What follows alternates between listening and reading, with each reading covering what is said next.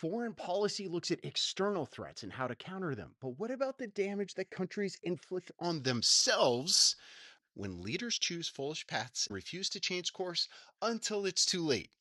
What happens when we trip ourselves? Now, states, countries obviously have to worry about foreign enemies. They're bad. You don't want to be complacent.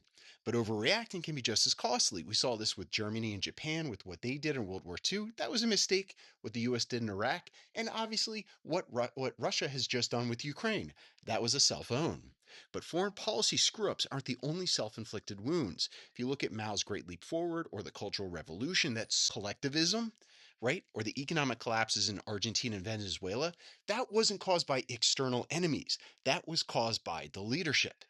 Now, no foreign enemy has done as much damage to America as we've done to ourselves. Take a look at the Civil War, which was stupid, the war on terror, gun violence, the opioid crisis. These are all self inflicted wounds. They're caused by pharmaceutical sellers. It's not surprising. America's got wealth, it's got power, good geographic position, and it's hard for a foreign actor like another country to harm us as much as we can harm ourselves. So, what conditions make it likely that US leaders are going to shoot the country in the foot? James Scott has a book called Seeing Like a State, and it's got insight. He studies cases where countries made really bad policy decisions that convinced them that they produce amazing results. Now, Scott talks about two key factors: unchecked power, leaders who can do whatever they want without institutional pushback, and high modernist ideologies, thinking like worldviews where they claim that they have the one true answer to solve the problems. Bad idea. You combine those two, and you get leaders who are super certain. They dismiss details. They're disinterested in local conditions. They become immune to criticism. Under these conditions, governments can cause enormous destruction and damage without realizing it. Nothing good right now for us. It could be obvious that we have somebody who wants unchecked executive power.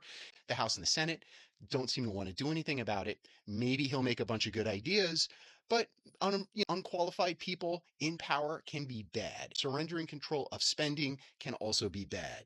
So courts might check the power grab. But SCOTUS has justices who kind of wanted to expand what's called executive power of the president. Now, what if the administration simply ignores court rulings? If all of these agencies obey the president, what can justices do? Who knows? So the administration isn't guided by appreciation for knowledge limits or complexity. We're driven by this white Christian nationalism combined with Silicon Valley libertarian futurism. That sounds weird, and we're going to find out where it brings us.